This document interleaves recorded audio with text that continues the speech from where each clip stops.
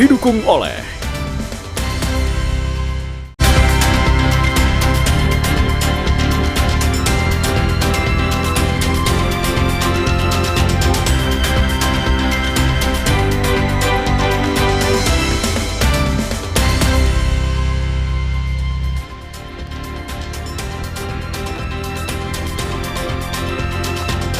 Selamat datang di Sapa Indonesia Malam. Saudara, akses internet di daerah terpencil yang seharusnya menjadi jembatan untuk membuka keterisolasian justru berujung pada perkara pidana.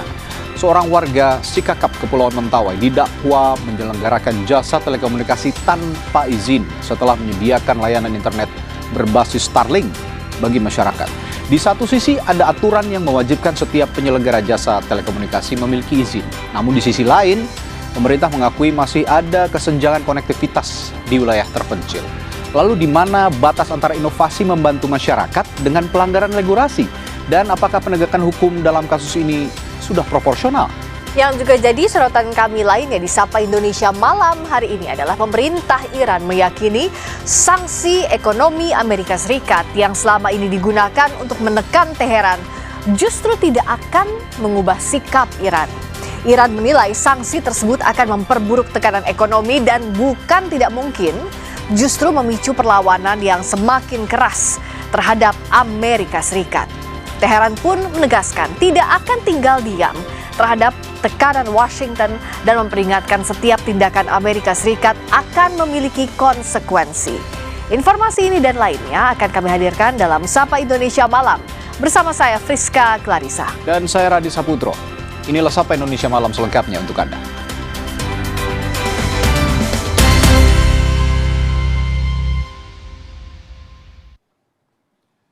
Kami mulai Sapa Indonesia Malam dari peristiwa insiden pesawat yang tergelincir yang kembali terjadi di landasan pacu Bandara Internasional Sultan Hasanuddin, Kabupaten Maros, Sulawesi Selatan. Insiden kali ini melibatkan pesawat Kasa milik TNI.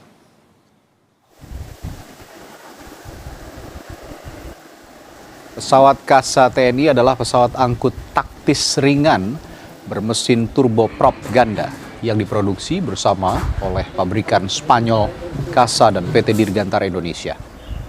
Video yang beredar menunjukkan pesawat ini melintang di tepi landasan pacu atau runway pada Selasa siang. PT Angkasa Pura memastikan insiden ini tidak berdampak pada penerbangan di Bandara Sultan Hasanuddin.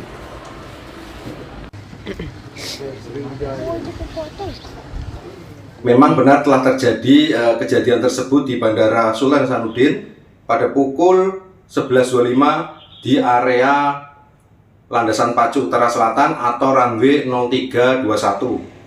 Personel bandara segera menuju ke lokasi untuk melakukan penanganan. Saat ini operasional bandara dan penerbangan tetap berjalan dengan lancar dan normal. Operasional penerbangan sendiri menggunakan landasan pacu Timur Barat atau runway 1331. Ini bahaya. Rudalnya. Iya. Bawa rudal itu. Iya, ada di bawahnya. Senin lalu sebuah pesawat Sukhoi mengalami overrun atau keluar landasan pacu di pangkalan udara Lanut Sultan Hasanuddin di Maros, Sulawesi Selatan. Pesawat milik TNI Angkatan Udara itu meluncur keluar dan berhenti dalam posisi menukik di ujung landasan pacu. Peristiwa ini menarik perhatian warga karena lokasi kejadian tepat berada di sisi Jalan Poros Maros, Makassar. Dinas Penerangan TNI Angkatan Udara masih menyelidiki penyebab pasti insiden ini. Itu besar berani ya. Jadi telah kejadian sesuai video viral tersebut dan saat ini sedang penanganan. Kami dapat menyampaikan bahwa operasional bandara dan juga operasional penerbangan di Bandara Sultan Hasanuddin tetap berjalan dengan normal. Saudara, 3 anggota Polri tertembak saat menggerebek sebuah rumah di Kabupaten Lampung Utara. Menembaknya diduga seorang bandar narkoba.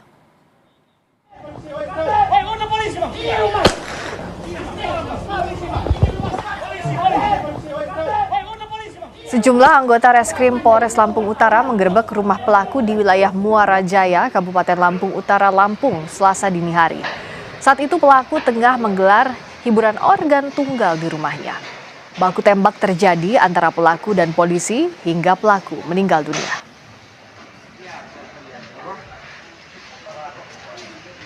Setelah terjadi perlawanan dari pelaku yang sementara ini diduga sebagai bandar, anggota Polri yang terluka ada 3 orang yang saat ini dalam tahap perawatan. Ya, tadi meninggal dunia dan ada di rumah sakit Bayangkara. Kecelakaan mobil tunggal di Karanganyar, Jawa Tengah, saudara, menyebabkan 1 orang meninggal. Polisi mengungkap kecelakaan terjadi karena remblong. Posisinya di bukit. Polres Karanganyar menjelaskan mobil kehilangan kendali di tikungan tajam Dusun Bomo, Desa Nglebak, Karanganyar. Akibatnya mobil masuk ke jurang di area Jalan Tawangmangu, Matesih. Seorang penumpang berusia 53 tahun meninggal dan 3 orang penumpang lainnya terluka. Polisi masih menyelidiki kecelakaan ini. Remnya tidak berfungsi dengan baik sehingga melewati lajur masuk ke 150 meter ya, 150 meter ke perkebunan warga. Itu yang terjadi dengan korban ada 4 orang, 3 orang luka ringan sudah dibawa ke puskesmas dan 1 orang dalam perjalanan meninggal dunia. Saudara, diduga hilang kendali, sebuah minibus yang membawa rombongan Pengadilan Agama Bombana terjun ke sungai di Desa Langkoroni, Muna, Sulawesi Tenggara. 4 penumpang mengalami luka serius.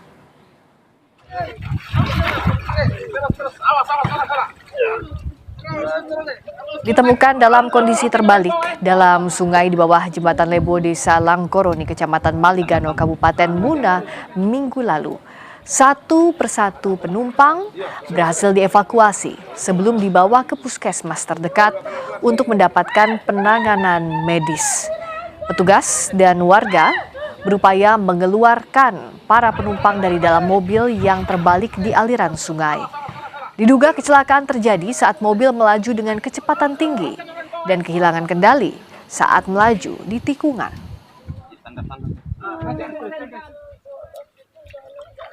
Dari Pengadilan Agama Rumbia, Bombana, pada saat itu mereka telah melakukan kegiatan di Kota Bau-Bau dan hendak pulang ke Kendari. Namun dalam perjalanan, tepatnya di Desa Langkoroni, sopir tersebut, saudara Alvino, hilang kendali pada saat jalan menikung, sehingga kendaraan yang dikemudikan saudara Alvino jatuh ke kali dan mengakibatkan 4 orang mengalami luka-luka. Saudara, pria asal Kabupaten Kepulauan Mentawai, Sumatera Barat didakwa dan ditahan atas tuduhan menjual jasa internet tanpa izin. Ia didakwa dengan undang-undang tentang telekomunikasi.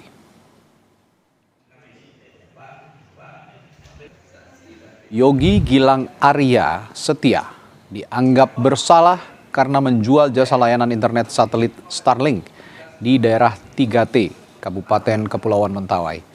Yogi dinilai menjalankan unit usaha telekomunikasi tanpa izin resmi yang lengkap. Kasus ini bermula pada 22 Oktober 2025.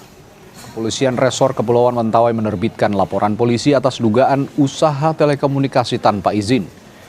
Yogi kemudian ditahan sejak 8 Juli 2026 dan kasusnya dilimpahkan ke Kejaksaan hingga menjalani proses sidang di Pengadilan Negeri Padang. Terdakwa bilang tujuannya untuk memberikan koneksi internet di Desa Sikakap.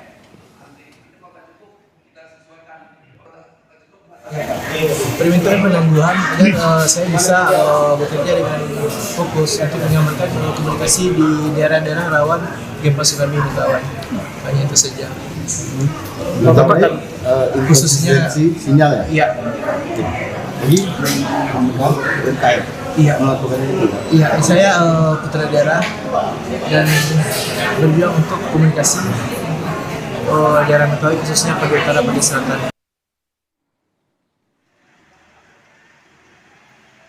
Kuasa hukum Yogi menilai ada kejanggalan dalam kasus ini. Kasus ini seharusnya diselesaikan secara administratif, bukan dibawa ke ranah pidana. Karena Undang-Undang Telekomunikasi yang disangkakan merupakan regulasi yang berkaitan erat dengan perizinan.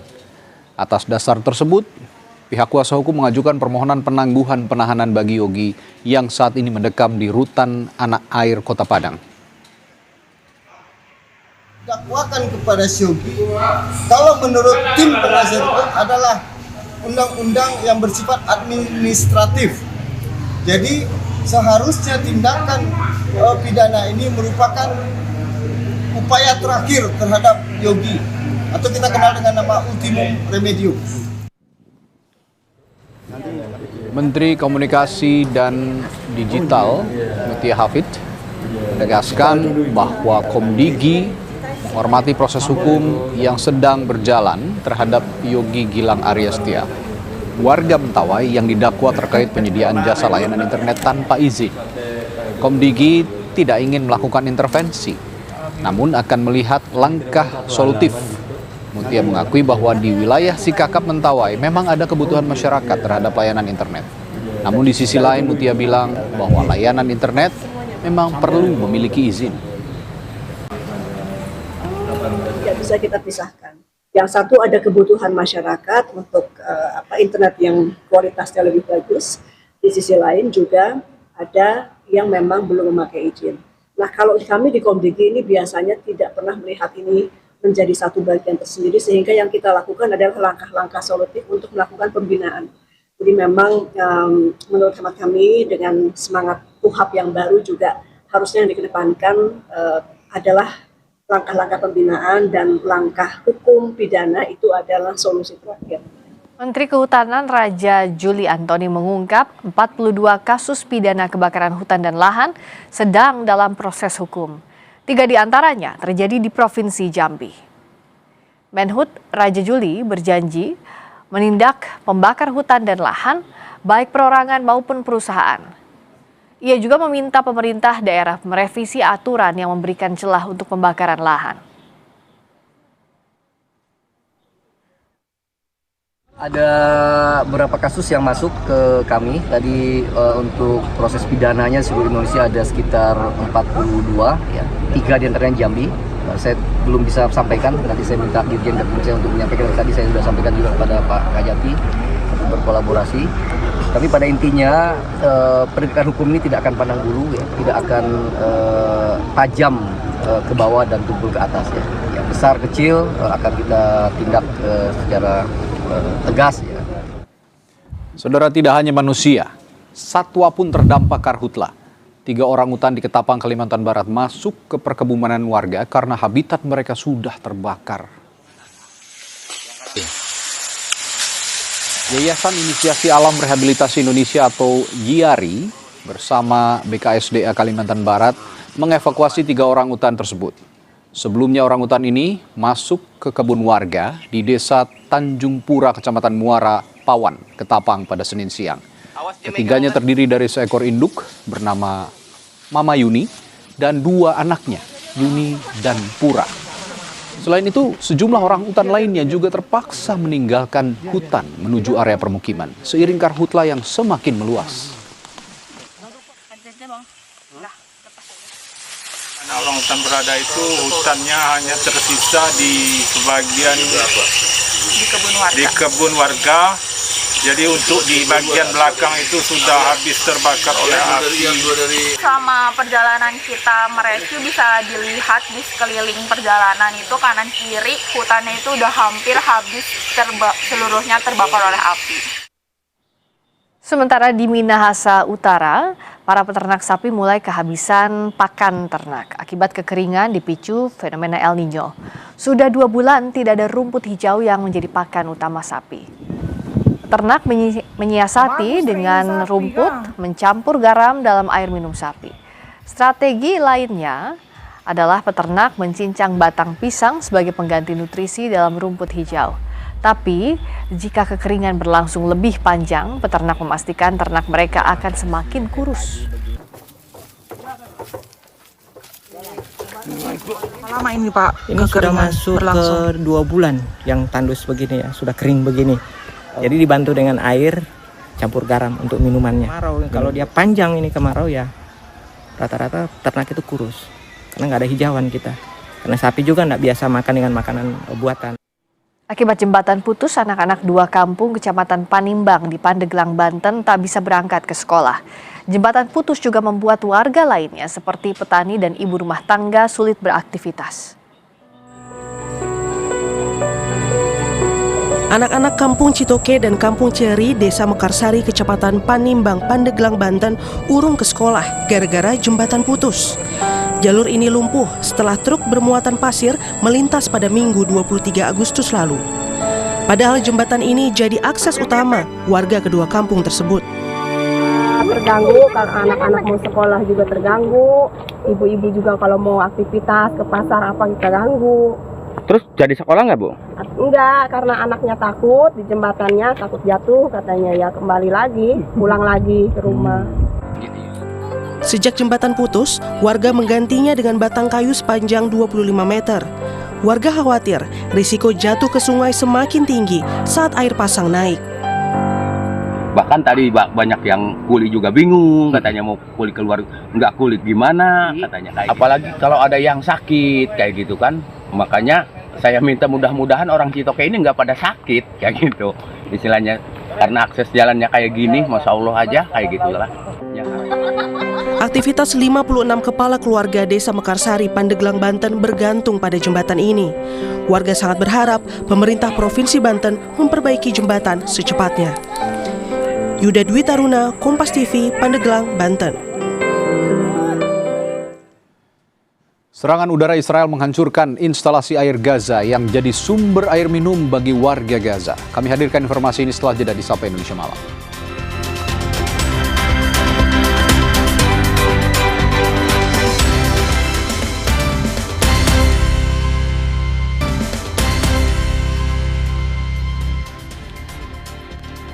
Saudara, pabrik rumahan pembuatan furnitur di Solo, Jawa Tengah terbakar. Sejumlah karyawan yang bekerja di lokasi kebakaran sempat terjebak.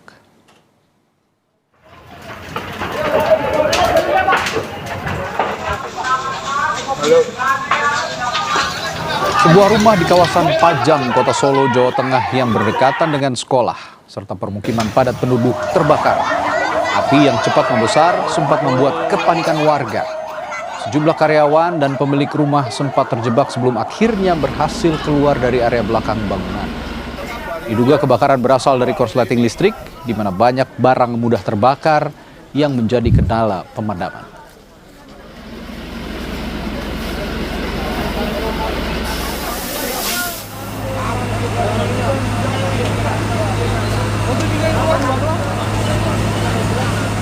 Sementara di Jakarta, kebakaran melanda sejumlah rumah dan lapak semi permanen di kawasan Duren Sawit, Jakarta Timur pada Selasa siang. Banyaknya material yang mudah terbakar membuat api cepat membesar dan merambat ke bangunan lain. Petugas Sudin Damkar Jakarta Timur yang tiba di lokasi langsung berusaha memadamkan api agar kebakaran tidak semakin meluas.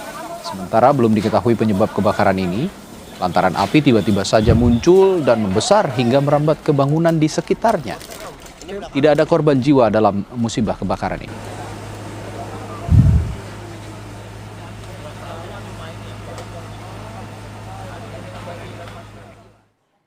Jelang aksi di depan gedung DPR pada 27 Agustus mendatang, Aliansi Masyarakat Pati Bersatu atau AMPB mulai mempersiapkan keberangkatan ke Jakarta. Ada 4 bus dengan sekitar ratusan peserta aksi yang akan berangkat Rabu besok. Persiapan keberangkatan dilakukan peserta aksi di halaman Pendopo, Kabupaten Pati, Jawa Tengah. Pada Selasa siang, mereka akan berangkat ke Jakarta untuk bergabung dengan massa aksi lain dari beberapa daerah lainnya. Sejumlah tuntutan akan disuarakan, diantaranya meminta pengesahan undang-undang perampasan aset serta menerapkan hukuman mati bagi koruptor. Selain memastikan armada bus, warga juga menyiapkan berbagai properti aksi yang akan digunakan 27 Agustus mendatang.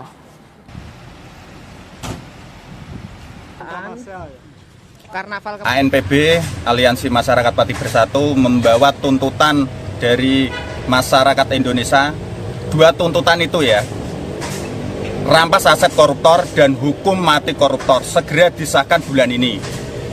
Dan kita dari desa datang memberi dukungan untuk Puan, katanya kemarin Puan pengen masukan dari masyarakat. Nah, kita dari desa memberi masukan ke gedung DPR RI pada tanggal 27. Sementara jelang aksi di depan gedung DPR 27 Agustus, perwakilan Aliansi Masyarakat Pati Bersatu Cabang Jabodetabek mengaku terus menerima donasi dari masyarakat. Donasi yang diterima berupa uang tunai dan berbagai kebutuhan logistik untuk mendukung kegiatan aksi. Logistik yang telah terkumpul rencananya akan didistribusikan melalui dapur umum atau tempat yang telah disiapkan sebagai safe house. Hari ini saya menginformasikan juga buat masyarakat di tanggal sekarang ini kan tanggal 25 ya. Kita juga menghimbau, ada himbauan dari pihak kepolisian, memang di hari ini kita tidak membuka posko gitu ya. Nanti kalau misalkan memang membuka posko, itu bisa menghubungi saya gitu. Dan ini juga mungkin nanti barang-barang logistik ini juga nanti kita yang akan koordinasiin. Kalau untuk maksa ya kita juga kan tidak tahu ya, karena udah beredar lebih luas ya, mungkin banyak sih yang ingin berdonasi uang, bila mana itu mendingan lebih baik cash aja. Komisi 3 DPR RI menegaskan bakal mempercepat pembuatan rancangan undang-undang RUU Perampasan Aset dan targetnya RUU Perampasan Aset disahkan pada akhir 2026. Ketua Komisi 3 DPR RI Habibur Rahman memastikan RUU Perampasan Aset disahkan paling lambat saat rapat paripurna DPR di bulan Desember 2026. Jika dihitung waktu efektif masa sidang DPR tahun ini, maka waktu pembahasan RUU Perampasan Aset tersisa 8 minggu. Karena itu Komisi 3 akan maksimal menggelar RDP untuk menyerap aspirasi. Selain itu juga menggelar rapat kerja dengan pemerintah, membahas daftar inventarisasi masalah hingga pengesahannya pada Desember mendatang. Hitung waktu efektif masa sidang DPR setelah dipotong masa reses, berarti pembahasan RUU Perampasan Aset ini cuma membutuhkan waktu sekitar 8 minggu lagi. Dalam waktu 8 minggu itu, Komisi 3 akan menggelar RDPU penyerapan aspirasi, harmonisasi, rapat kerja dengan pemerintah, pembahasan DIM, pengesahan tingkat pertama, hingga akhirnya pengesahan tingkat kedua di paripurna Desember 2026. Karena peta pendapat masyarakat sudah mulai terfragmentasi. Sebagian besar masyarakat sangat mendukung pembentukan RUU Perampasan Aset. Komisi Pemberantasan Korupsi (KPK) menggeledah 2 lokasi terkait kasus dugaan suap pada penerimaan mahasiswa baru di Universitas Jenderal Sudirman, Unsud, Purwokerto. 2 tempat tersebut ialah gedung Rektorat Unsud dan rumah tersangka Mulyono yang merupakan keponakan dari Rektor Unsud Ahmad Sodik. Petugas KPK dilaporkan melakukan penggeledahan di ruang Rektor, Wakil Rektor 3 dan ruang Kepala Bagian Akademik. Selama penggeledahan, gedung Rektorat mendapat penjagaan ketat dari aparat kepolisian Polresta Banyumas. Selain gedung Rektorat, Komisi Anti Rasuah juga menggeledah rumah tersangka Mulyono di perumahan Pasir Luhur, Kompleks Timur, Purwokerto. Dari hasil penggeledahan di 2 tempat itu, KPK menyita sejumlah barang bukti yang dimasukkan ke dalam beberapa koper. Mulyono merupakan keponakan dari Rektor Unsud Ahmad Sodik yang juga berstatus tersangka.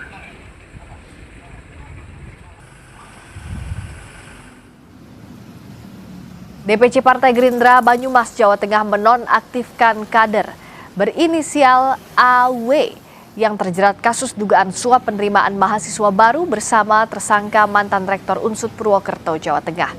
AW yang juga tersangka diketahui menjabat sebagai Wakil Ketua Partai Gerindra Banyumas. Sementara soal pemecatan AW dari Partai Besutan Presiden itu, pihak Gerindra Banyumas menyerahkan sepenuhnya kepada pengurus pusat.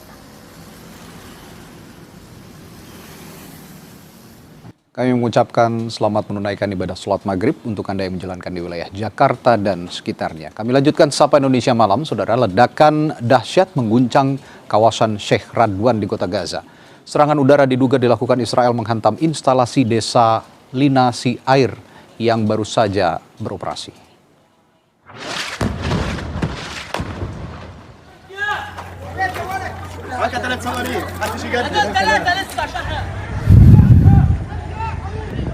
Ledakan besar menyemburkan kepulan asap tebal, sementara warga langsung menolong korban luka sambil berjuang memadamkan api di dalam kawah besar bekas ledakan tersebut. Ledakan menyebabkan kerusakan masif dan menghancurkan bangunan 2 lantai hingga menciptakan kawah besar. Menurut warga, instalasi desalinasi air merupakan murni fasilitas sipil untuk menyuplai air minum dan tidak memiliki unsur militer atau kepolisian, termasuk yang berkaitan dengan Hamas. Ledakan terjadi menyusul peringatan Israel terkait penggunaan drone, balon, dan layang-layang yang diterbangkan di atas Gaza.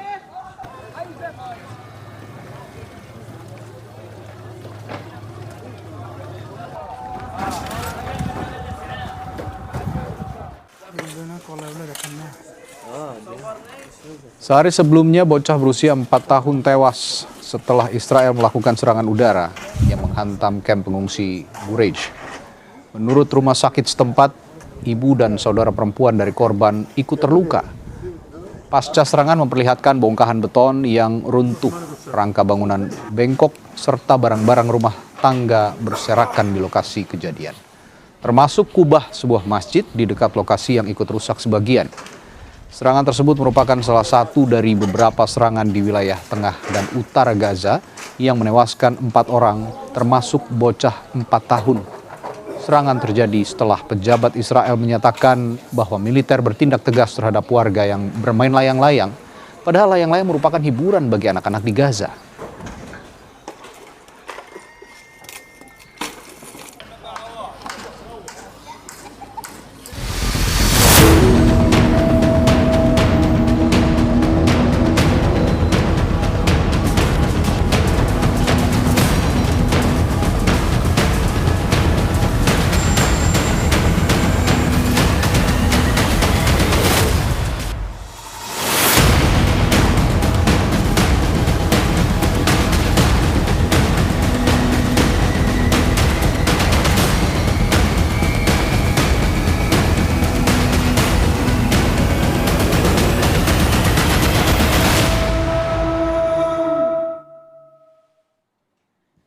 Pemerintah Iran yakin sanksi ekonomi Amerika Serikat untuk menekan Iran bakal gagal. Sanksi AS disebut akan berdampak berat terhadap warga sipil Iran dan justru akan menimbulkan perlawanan yang kian keras. Juru bicara Kementerian Luar Negeri Iran, Esmail Baghei, menuduh tekanan ekonomi memperlihatkan permusuhan dan kebencian Amerika Serikat terhadap warga sipil Iran. Padahal AS sering mengklaim bakal membantu rakyat Iran. Namun sanksi ekonomi bakal membuat rakyat sipil Iran menderita. Namun ia menegaskan, Iran tidak akan tinggal diam dan mengingatkan tindakan AS bakal memiliki konsekuensi. آزمودن شیوه هایی که ناکامی خودش رو ثابت کرده هیچ نتیجه متفاوتی به بار نخواهد آورد جز این که نشون میده که چه مقدار آمریکا با تک تک ایرانیان دشمنی و کینه‌توزی داره به خاطر اینکه به خوبی میدونن اثر این تحریم ها متوجه شهروندان ایرانی است. Menteri Keuangan Amerika Serikat Scott Bessent menyebut Amerika Serikat sedang memasuki economic D-Day terhadap Iran yang bakal menjadi serangan finansial terbesar.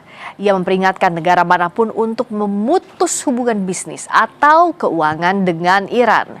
Jika tidak, maka bakal menghadapi tindakan balasan dari Amerika Serikat. Bessent menyebut tindakan AS bertujuan untuk memutus setiap sumber daya ekonomi yang menopang rezim Iran.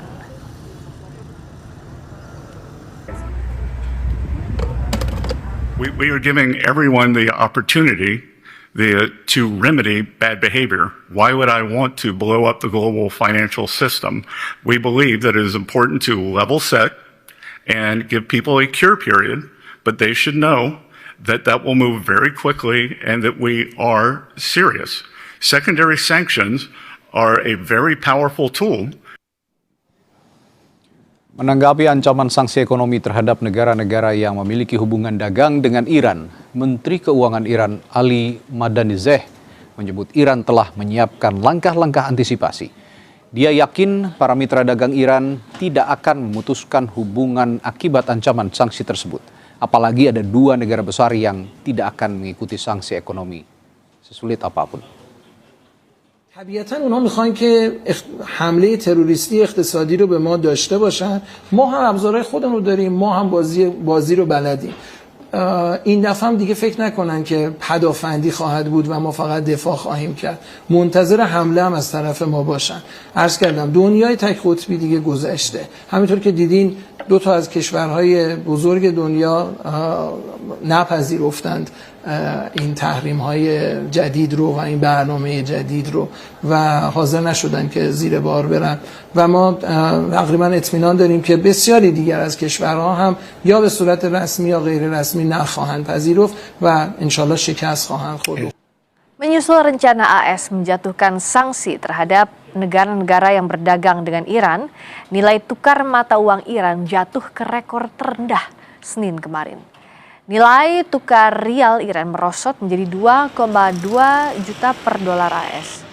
Mata uang Iran rial sudah berada di bawah tekanan bahkan sebelum Amerika Serikat dan Israel menyerang pada 28 Februari. Namun, ancaman sanksi AS terhadap negara-negara yang berdagang dengan Iran semakin membuat rial terpuruk ke rekor terendah. Warga Iran semakin kesulitan menjangkau kebutuhan harga bahan pokok. Sejak perang, harga beras naik 60% dan harga daging sapi melonjak lebih dari 150%. تقریبا همینجوری داره میره بالا از بالای 200 میلیون همینجوری رد میشه. لباسان قیمتی دیگه لحظه‌ایه. سفره مردم داره تنگ‌تر میشه. حالا میگن تأثیری نداره ولی مگه میشه؟ همه ما داریم لمس میکنیم اینو با همه وجودمون. ببینید این تحریم‌ها ظالمانه است دیگه همه هم میدونن. و حالا ابرقدرت اقتصادیه. ما مردم باید دستمون تو دست هم باشه. Jelang aksi di DPR 27 Agustus nanti, rekening aktivis Pati diblokir bank. Polisi sebut bukan blokir, tapi penundaan transaksi. Ulasannya kami hadirkan setelah jeda di Sapa Indonesia Malam.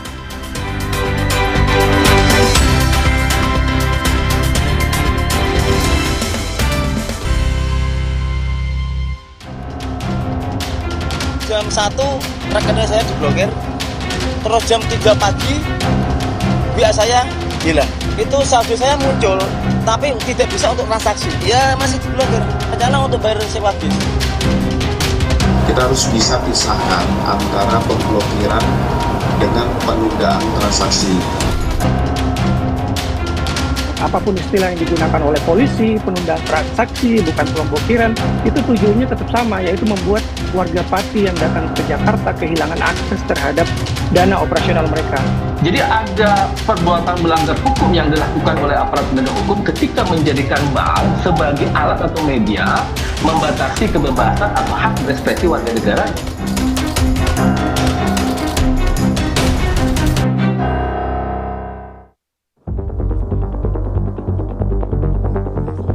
Kasus pemblokiran rekening milik aktivis Pati, Supriyono alias Botok, menuai sorotan publik.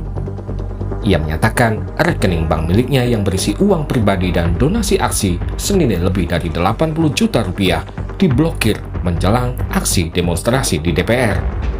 Aksi blokir bukan hanya menyasar rekening Supriyono, namun juga akun media sosialnya. Tanggal 22 jam 11 siang, itu akun TikTok saya diblokir. Setelah itu jam 1 rekening saya diblokir. Terus jam 3 pagi WA saya hilang. Tulisannya saldo 80 juta terblokir. Saldo terblokir sekian puluh juta. Terutama di medsos.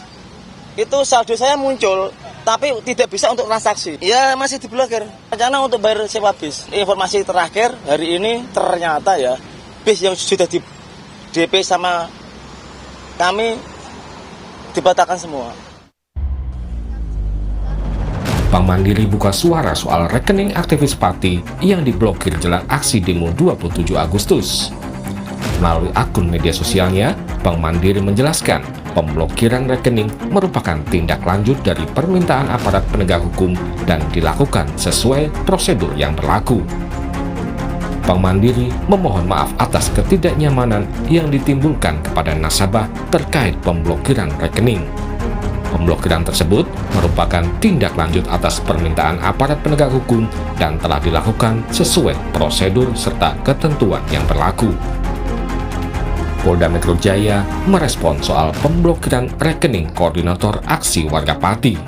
Kabid Humas Polda Metro Jaya, Kombes Budi Hermanto, menjelaskan surat yang diajukan penyidik terkait rekening koordinator aksi warga Pati bukanlah pemblokiran, melainkan penundaan transaksi. Polisi tengah melakukan penyelidikan terkait dugaan penghimpunan atau penggalangan dana yang masih didalami tujuan dan peruntukannya. Jadi kita meluruskan surat yang dikirimkan oleh penyelidik adalah pemberitahuan tentang rujukan permohonan penundaan transaksi. Selama pelaksanaan penundaan transaksi, rekening yang berada di dalam tabungan tersebut itu tidak disita. Jadi rekening tersebut tetap berada di dalam rekening pemilik. Setelah 5 hari kerja dari proses penyelidikan penundaan transaksi ini dikembalikan kepada si pemilik. Kita harus bisa pisahkan antara pemblokiran dengan penundaan transaksi. Anggota Komisi 11 DPR RI dari Partai Nasdem, Thoriq Majidanur, menyatakan bank tidak bisa serta-merta memblokir rekening seseorang atas permintaan aparat penegak hukum. Pemblokiran harus memiliki dasar hukum yang kuat. Ada permintaan dari APH terkait dugaan tindak pidana dan hal-hal tertentu, perbankan tidak serta-merta menerima apa yang menjadi masukan di dalam permintaan APH. Tetapi mereka juga punya tim legal dan mereka mengunjung prinsip GCG dan prinsip kehati-hatian, di mana mereka akan memitigasi apakah yang diusulkan oleh APH itu benar ataukah tidak. Jadi masalahnya ini kan menurut kami kan sebetulnya pasal 26 Undang-Undang TPP ini kan menjadi dasar yang kuat apabila memang ada indikator objektif bahwa transaksi atau rekening tersebut berkaitan dengan harta hasil tindak pidana. Jadi bukan semata-mata karena ada transaksi dalam jumlah tertentu atau karena dana tersebut akan digunakan untuk suatu aksi. Kemudian itu kan ada 2 pasal yang dijelaskan oleh, saya tadi baca-baca dijelaskan oleh Polda Metro Jaya. Yang satu adalah terkait justru tentang pasal 237 Undang-Undang P2SK, Mbak. Pasal 237 itu kan memang mengatur larangan penghimpunan dana masyarakat dalam konteks kegiatan yang berdasarkan peraturan perundang-undangan memerlukan izin dari otoritas sektor keuangan. Kemudian bahkan penjelasan resmi pasal 237 itu menyebut ketentuan tersebut tidak dimaksudkan mencakup penghimpunan dana di luar sektor keuangan. Contoh arisan keluarga dan penghimpunan dana untuk tujuan sosial, Mbak. Karena itu salah masyarakat seperti itu? Tidak juga, tapi yang di sini adalah mungkin penyidik punya pertimbangan bahwasanya hal itu diduga terjadi tindak pidana. Nah, pembuktiannya adalah nanti waktunya 5 hari kerja. Ketika itu tidak terbukti, maka otomatis rekening itu seharusnya sudah terbuka kembali. Sementara manajer media Amnesty International Indonesia, Hairil Halim, menilai pemblokiran rekening milik koordinator aksi warga Pati merupakan upaya untuk mengkooptasi atau melemahkan gerakan masyarakat Pati yang akan berunjuk rasa ke Jakarta. Sesuai ketentuan, pemblokiran harus mendapatkan izin ketua pengadilan dan ada kejelasan dugaan tindak pidananya. Apapun istilah yang digunakan oleh polisi, penundaan transaksi, bukan pemblokiran, itu tujuannya tetap sama, yaitu membuat warga Pati yang datang ke Jakarta kehilangan akses terhadap dana operasional mereka. Jadi tujuannya sudah jelas sebenarnya untuk mengkooptasi gerakan masyarakat, untuk membuat mereka enggan berangkat ke Jakarta. Kalaupun sudah sampai di Jakarta, mereka juga bakalan kewalahan untuk melakukan aksi karena akses terhadap dana mereka itu dibekukan. Aparat dan bank itu harus menjelaskan siapa yang memberi perintah, perkara apa yang sedang diperiksa, dan apa hubungan dana tersebut dengan tindak pidana. Ini yang belum dijelaskan oleh kepolisian sebenarnya. Dan tanpa itu sebenarnya pemblokiran itu tidak memiliki dasar hukum yang bisa dipertanggungjawabkan. Kalau kita lihat pasal 140 Undang-Undang Nomor 20 Tahun 2005 tentang Kitab Undang-Undang Hukum Acara Pidana, itu mengatur bahwa pemblokiran merupakan upaya paksa yang harus memperoleh izin ketua pengadilan. Nah, permohonan pemblokiran itu harus memuat uraian tindak pidana. Harus ada tindak pidananya dulu. Apa sebenarnya tindak pidananya yang sedang diusut oleh kepolisian sehingga membutuhkan adanya pemblokiran dana nasabah. Karena kalau tanpa dasar yang jelas itu ini sangat berbahaya. Setiap nasabah itu bisa diblokir dananya oleh penegak hukum. Kalau diblokir dulu baru dicari, itu berarti ada logika yang salah di sana. Kecuali polisi sudah melakukan penyelidikan beberapa waktu yang lalu sehingga menemukan bahwa rekening ini ada indikasi tindak pidana, maka mereka melakukan pemblokiran. Tapi tidak. Ini pemblokiran dilakukan ketika masyarakat Pati akan melakukan aksi demonstrasi di Jakarta. Apakah itu penggalangan dana? Apakah salah ketika masyarakat ingin melakukan suatu aksi di Jakarta dan mengumpulkan dana di satu tempat? Dan kemudian dana itu dipakai untuk melakukan aksi demonstrasi di Jakarta, apakah itu tindak pidana? Saya rasa itu jelas bukan tindak pidana. Hal senada disampaikan pakar hukum tata negara Herdiansah Hamzah. Herdiansah menilai aparat melakukan pelanggaran hukum karena menggunakan bank sebagai alat untuk membatasi kebebasan warga negara. Herdiansah juga melihat ada ketidaksesuaian pernyataan polisi dan pihak bank. Ada perbuatan melanggar hukum yang dilakukan oleh aparat penegak hukum ketika menjadikan bank sebagai alat atau media membatasi kebebasan atau hak berekspresi warga negaranya. Kan sebenarnya kalau kita baca, yang dijadikan sebagai dasar oleh Polda Metro Jaya adalah ketentuan apa yang diatur di dalam pasal 26 Undang-Undang TPPU ya. Memang betul, selain istilah blokir ada istilah penundaan transaksi, tetapi mesti dipahami pasal itu tidak bisa dibaca secara penggal-penggal. Kalau ketentuan di pasal satunya kita baca misalnya ayat 1 jelas mengatakan penundaan transaksi, tetapi itu mesti verified. Makanya di dalam ayat 2 disebutkan bahwa penundaan transaksi bisa dilakukan sepanjang memenuhi 3 syarat. 1, bahwa transaksi yang dilakukan diduga itu berasal dari aktivitas tindak pidana. Yang kedua, bahwa rekening yang digunakan itu juga diduga berasal dari tindak pidana. Yang ketiga, itu berdasarkan dokumen yang diduga palsu. Pertanyaannya, di antara 3 klasifikasi itu mana yang kemudian dijadikan sebagai alasan oleh Polda Metro Jaya untuk meminta kepada Bank Mandiri untuk memblokir atau menunda transaksi? Kan nggak ada sama sekali. Sebenarnya kan ada ketidaksesuaian keterangan antara pihak Bank Mandiri sendiri dengan pihak Polda Metro Jaya. Kalau ke dalam keterangan yang disampaikan oleh Bank Mandiri kan disebutkan tuh di dalam thread bahwa ini disebut sebagai frase pemblokiran.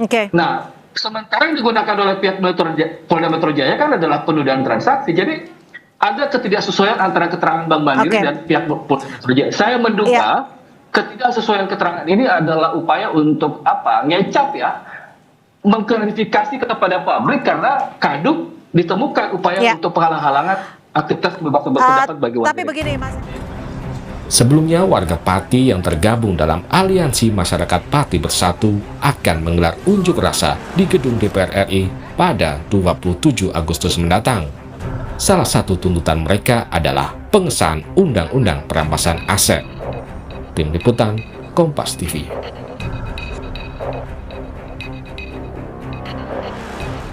Pria asal Kabupaten Kepulauan Mentawai, Sumatera Barat didakwa dan ditahan atas tuduhan menjual jasa internet tanpa izin. Kita akan mengulasnya bersama sejumlah narasumber usai jeda.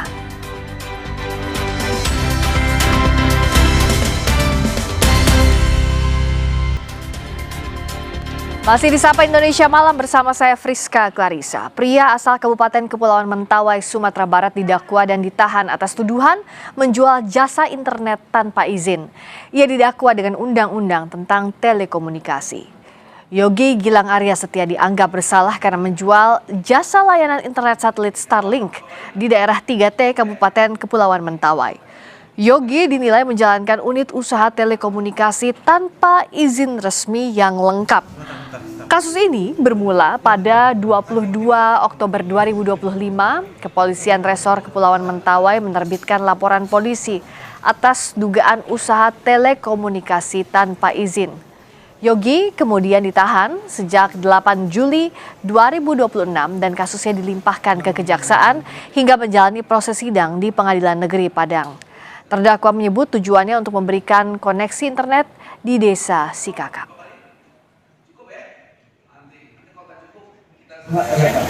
Permintaan penangguhan agar saya bisa bekerja dengan fokus untuk mengamankan komunikasi di daerah-daerah rawan gempa tsunami ini kawan. Hanya itu saja.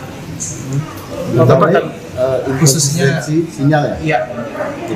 Jadi terkait melakukan ini. Iya, saya putra daerah dan berjuang untuk komunikasi daerah Mentawai khususnya Pantai Utara Pantai Selatan. Kuasa hukum Yogi menilai ada kejanggalan dalam kasus ini. Kasus ini seharusnya diselesaikan secara administratif, bukan dibawa ke ranah pidana. Karena Undang-Undang Telekomunikasi yang disangkakan merupakan regulasi yang berkaitan erat dengan perizinan. Atas dasar tersebut, pihak kuasa hukum mengajukan permohonan penangguhan penahanan bagi Yogi yang saat ini mendekam di Rutan Anak Air Kota Padang.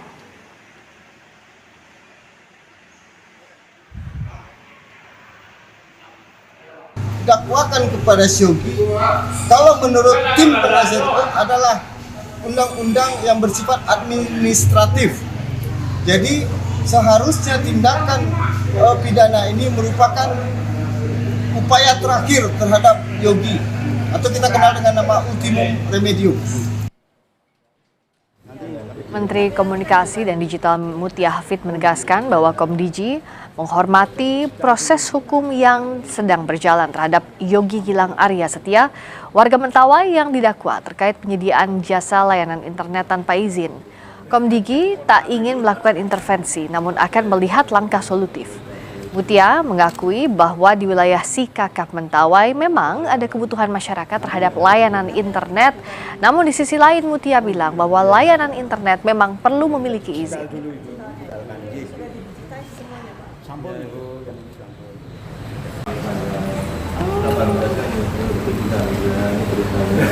Mohon maaf Ibu. Sehingga ini nggak bisa kita pisahkan. Yang satu ada kebutuhan masyarakat untuk internet yang kualitasnya lebih bagus. Di sisi lain juga ada yang memang belum memakai izin. Nah, kalau kami di Komdigi ini biasanya tidak pernah melihat ini menjadi satu bagian tersendiri, sehingga yang kita lakukan adalah langkah-langkah solutif untuk melakukan pembinaan. Jadi memang menurut hemat kami dengan semangat KUHAP yang baru juga harusnya yang dikedepankan adalah langkah-langkah pembinaan dan langkah hukum pidana itu adalah solusi terakhir. Inisiatif menyediakan akses internet di daerah terpencil kini berujung meja hijau. Yogi Gilang Arya Setia, warga Sikakap Kepulauan Mentawai, didakwa menyelenggarakan jasa telekomunikasi tanpa izin setelah memanfaatkan Starlink untuk menyalurkan layanan internet kepada masyarakat. Di satu sisi, undang-undang mewajibkan setiap penyelenggara jasa telekomunikasi memiliki izin resmi. Lalu apakah kasus ini murni pelanggaran hukum atau justru menjadi potret belum meratanya akses internet di daerah 3T? Dan sudahkah proses penegakan hukum dalam perkara ini berjalan secara tepat? Kita akan bahas bersama Khairul Anam, Komisioner Kompolnas, juga Romi Martianus, kuasa hukum Yogi Gilang, terdakwa kasus telekomunikasi. Selamat malam Pak Romi, Mas Anam. Selamat malam semuanya, sehat selalu. Terima kasih sudah hadir. Saya ke Mas Romi dulu. Kalau penangguhan penahanan sejauh ini bagaimana progresnya dalam kasus ini, Mas Romi? Penangguhan penahanan kemarin kata majelis hakim itu akan dijawab secara tertulis, Mbak, di dalam persidangan. Seperti itu. Mungkin kita menunggu pada 7 September besok. Oke, jadi selanjutnya jadwalnya masih 7 September nanti ya, akan dijawab sekaligus soal penangguhan penahanan ini. Tapi bicara soal kasus ini, Mas Romi, awalnya Yogi didakwa itu seperti apa? Bahkan awalnya diperiksa dulu polisi ya, dari laporan polisi itu kenapa sih? Kok tiba-tiba? Ya, kalau masalah Yogi kita pendampingannya waktu mulai start awal dari nomor perkara sudah keluar. Oke. Sudah kita di tahap persidangan saja, Mbak. Oke, nah pada saat itu apa-apa saja bukti-bukti yang dianggap menguatkan sehingga kasus ini naik hingga ke persidangan? Kalau di dalam dakwaan, kita cuma melihat bukti-buktinya ialah dari keterangan masyarakat. Terus barang bukti yang disita oleh polisi dengan jumlah voucher dan alat-alat Starlink-nya Yogi itu. Voucher itu maksudnya gimana, Mas? Voucher itu maksudnya voucher gimana? Penjualan voucher, Mbak. Penjualan voucher. Jadi Yogi ini kan di mana di sekolah atau di mana ditaruh di puskesmas. Jadi masyarakat yang ingin menggunakan wifi-nya dia ini dijual lah voucher-vouchernya gitu. Dengan voucher-voucher apa. Jadi saya rasa satu lagi mungkin menjadi alat bukti dari polisi ini keterangan ahli ini. Keterangan ahli kalau dalam berkas yang kita pelajari. Nah, kalau klien Anda itu menyediakan layanan internet, lalu tadi ya di beberapa tempat-tempat puskesmas ada voucher yang diberikan, itu awalnya kenapa sih kalau dari Yogi, dari klien Anda? Awalnya Yogi bikin apa? Di Yogi kan orang tuanya bikin penginapan di daerah Mentawai ini, Mbak. Jadi untuk memfasilitasi tamu, Yogi memasang wifi Starlink ini di penginapan orang tuanya ini. Nah, akhirnya karena wifi-nya ini lancar dan di sini terjadi apa namanya kalau sinyal yang tidak bagus di hampir beberapa di Mentawai ini, khususnya si Kakap. Nah, masyarakat banyak yang datang ke penginapan Yogi untuk menggunakan wifi-nya Yogi, dikasih gratis lah kan seperti itu. Kemudian karena si Yogi merasa ini sepertinya prospek bisnis usaha, ya anak muda lah kan, mungkin kalau kita sebut sekarang ini pergerakan Yogi di UMKM lah, kan. Jadi mulailah dia menjual, dia permintaan masyarakat di beberapa tempat, taruh di sini dong Yogi, taruh di sini dong gitu, seperti itu. Dan akhirnya si Yogi karena dia mengetahui permasalahan ini ya coba merekrut orang untuk pemasangan di beberapa titik puskesmas, bahkan polsek loh. Iya. Bahkan di Polsek juga ada ya?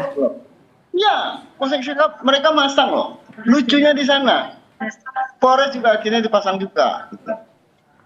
Oke, jadi kalau waktu itu Polres memperkarakan, atas dasar apa waktu itu, Mas? Laporan masyarakat atau apa yang jadi nomenklaturnya di laporan itu, di LP? Laporan model A, Mbak. Laporan model A.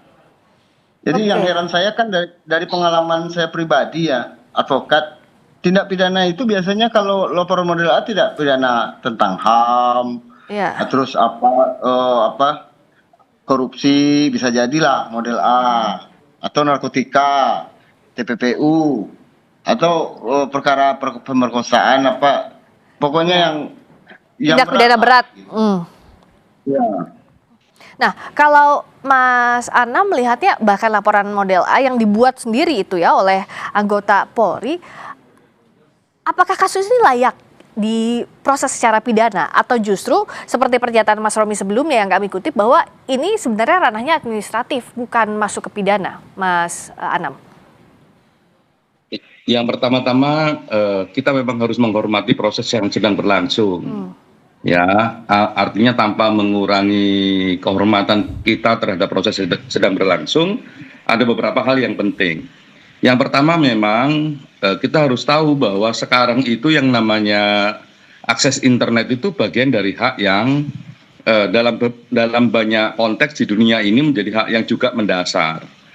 Dia sama artinya dengan hak informasi, hak untuk mengembangkan diri dan sebagainya. Sehingga memang itu menjadi kewajiban negara.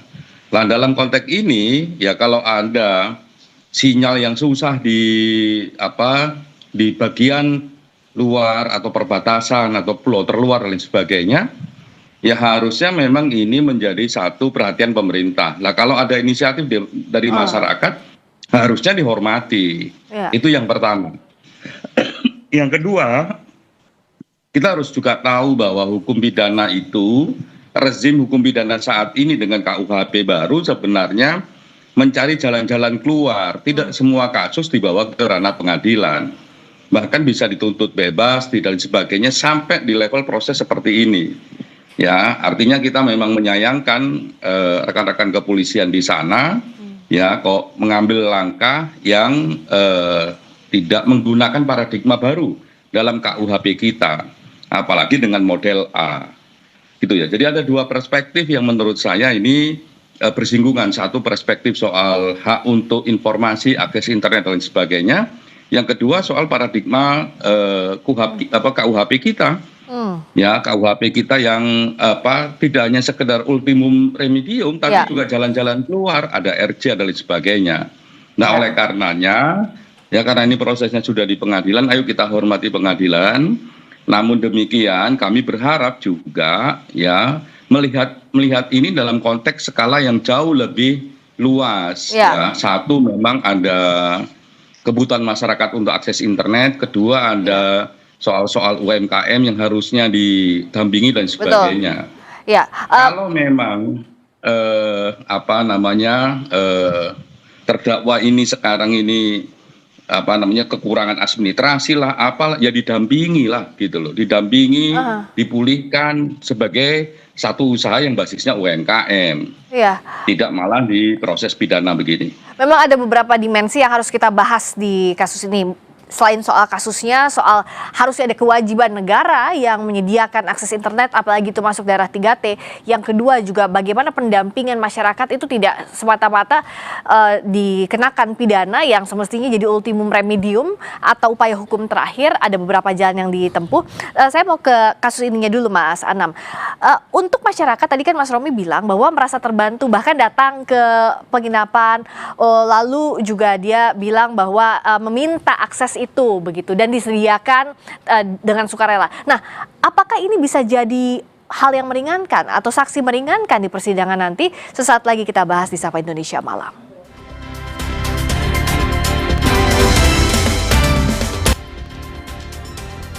Kembali di Sapa Indonesia Malam, kami masih membahas terkait dengan kasus di Mentawai, warga bernama Yogi yang dipidanakan karena menyediakan layanan internet di sana karena dianggap tidak memiliki izin. Masih bersama dengan Khairul Anam, Komisioner Kompolnas, dan Romi Martianus, kuasa hukum Yogi Gilang, terdakwa kasus telekomunikasi.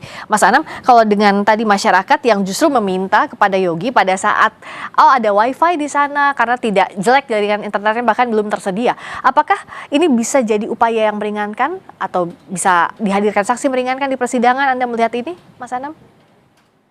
Iya, bisa dihadirkan, apalagi kalau misalnya aparat penegak hukum sendiri kayak Polsek menggunakan wifi itu. Wong saya ini juga punya pengalaman pergi ke polsek-polsek di pelosok sana, sinyal juga susah. Itu mengganggu pekerjaan, mengganggu pelayanan kepolisian kepada masyarakat. Nah, kalau ada seperti ini di pidana itu menurut saya ini problem mendasar di polsek sana. Nah, oleh karenanya kami sih berharap ya kan juga bisa dituntut bebas oleh kejaksaan atau diputus bebas oleh majelis hakim dengan berbagai kesaksian tersebut. Dan kalau memang perlu ada pendampingan untuk penyelesaian administrasi, saya kira program-program dari Pak Presiden itu salah satunya memang pendampingan untuk memperkuat masyarakat, salah satunya ya UMKM. Jadi jangan dipidana, apalagi sekarang ini yang namanya internet adalah kebutuhan primer yang sama dengan kebutuhan yang lain yang kalau orang nggak punya internet nggak bisa berkembang, nggak bisa informasi dan sebagainya. Itu loh. Nah, kalau Mas Romi tadi bicara soal menyambung yang Mas Anam bahwa pemerintah harusnya mengedepankan pendekatan pembinaan. Nah, Menteri Komdigi juga tadi sudah bilang bahwa mendorong pendekatan pembinaan bukan semata-mata penindakan hukum. Apakah pernyataan itu bisa memperkuat argumentasi pembelaan Anda dan klien di persidangan nanti, Mas Romi? Sebenarnya gini, Mbak, di era 2026 ini sudah ada namanya undang-undang penyesuaian pidana. Jadi saya mungkin merasa ini belum secara menyeluruh di masa transisi ini aparat penegak hukum memahami tentang perubahan undang-undang 2026 ini. Jelas itu di pasal 613 ayat 3 itu sangat jelas itu bahwa untuk tindak pidana yang undang-undang yang khusus bersifat administratif tapi bersanksi pidana, itu sanksi pidananya harus didahulukan dulu sanksi administrasinya. Nah, makanya saya lucu dalam perkara ini, saya melihat pertama model A. Model A itu ini biasanya dalam praktek saya ini adalah tindak pidana berat loh. Nah, ketika korupsi bukan seperti itu. Makanya saya bilang ini memang ganjilnya seperti ini. Yang pertama, yang kedua, pemahaman ini 2026 ini yang pasal 613 itu kan mengatur banyak sisi undang-undang khusus di luar KUHP. Di luar KUHP hanya cuma 5 itu yang harus kita tunduk dengan aturan pidana. Tapi selain itu undang-undang khusus di luar KUHP itu berlaku administratif bersanksi pidana. Seperti itu. Nah, selain penangguhan penahanan yang masih ditunggu 7 September, apa yang Anda sudah siapkan sebenarnya untuk mengcounter dari sisi legal maupun agar ini tidak dipidanakan kasus ini, Mas Romi, meskipun sudah masuk ke persidangan ya saat ini? Terima kasih, Mbak. Jadi begini, kemarin di persidangan kita secara resmi minta DSNT, pemeriksaan setempat, dan beberapa perkara pidana itu dilakukan. Di Sumatera Barat saya juga pernah tahu itu, dan saya pernah memintakan juga di pidana pilkada kemarin, saya minta majelis hakim untuk DSNT, pemeriksaan setempat. Ayolah kita ke Mentawai, majelis hakim, coba lihat di sana. Apa sih, kenapa izin dipermasalahkan di sebuah pulau kecil di tengah laut loh. Dan Yogi dipenjara karena itu. Makanya saya minta kemarin majelis hakim secara resmi di persidangan kita minta DSNT, pemeriksaan setempat. Ayo ke sana. Dan hari ini saya berada di Mentawai dan saya telah mencek semua tempat Mentawai. Inilah fakta persidangan yang akan kita buat nanti. Bagaimana benar-benar tidak ada sinyal. Saya naik motor, sambung sama kapal, naik motor pakai kapal, naik perahu ya, naik perahu. Ini realnya seperti ini loh. Ini fakta persidangan yang kayak kita bongkar di nanti di persidangan. Walaupun berupa alat elektronik. Dan sekarang di si Kakap khususnya tidak ada internet lagi berarti setelah kasus ini dinaikkan, Mas Romi? Ada, Mbak. Ini masih ada, punya Yogi masih ada. Jadi masih? Kita itu beberapa lah. Masyarakat tetap memakai. Masyarakat tetap memakai. Dan perizinan Yogi pun sudah sampai beberapa tahap. Itu disampaikan loh sama Bupati. Sudah sampai? Bukan dia tidak ada izin. Siapa bilang dia tidak ada izin? Cuman alasannya saksi ahli dari jaksa ketika berkas kita lihat itu dia menyatakan bahwa izin Yogi tidak lengkap. Ini di mana? Ini.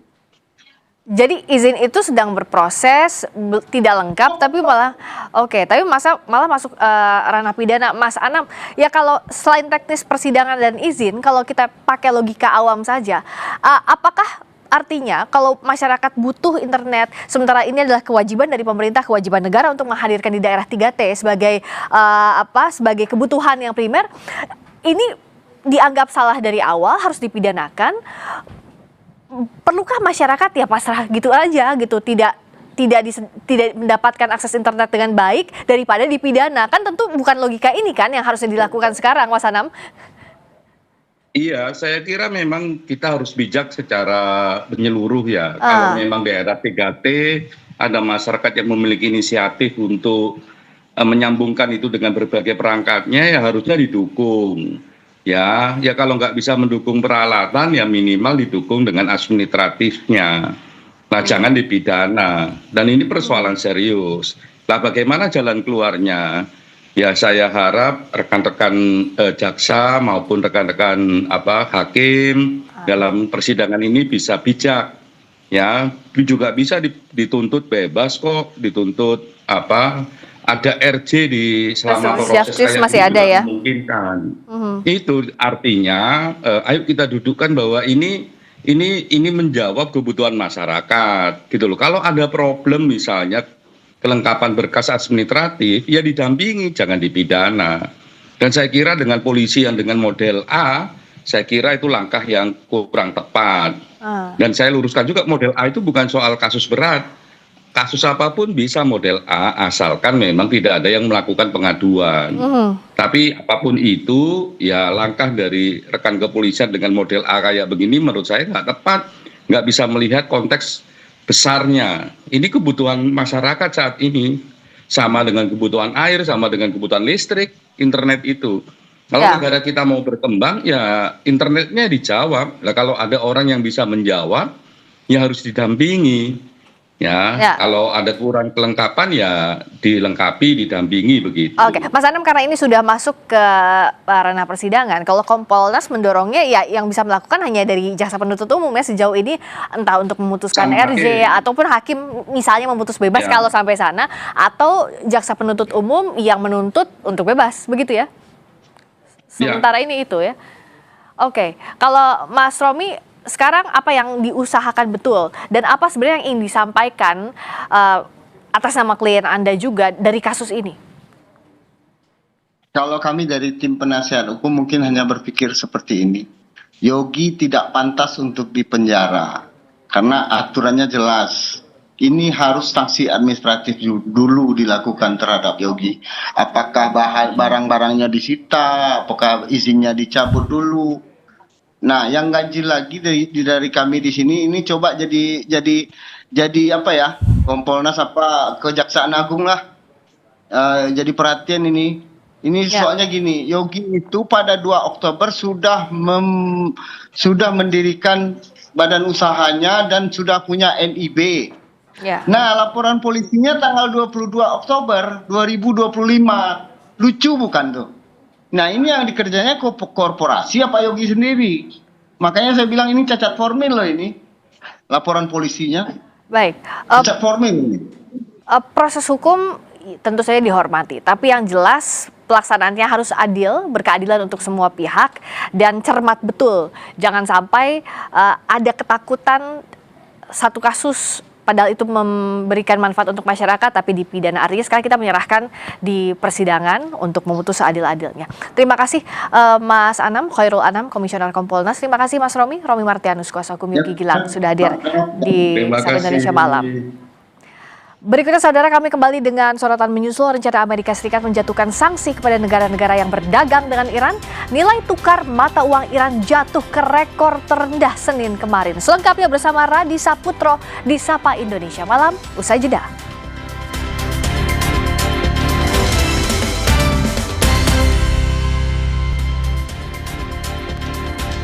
Saudara, pemerintah Iran yakin sanksi ekonomi Amerika Serikat untuk menekan Iran bakal gagal. Sanksi AS disebut akan berdampak berat terhadap warga sipil Iran dan justru akan menimbulkan perlawanan yang kian keras.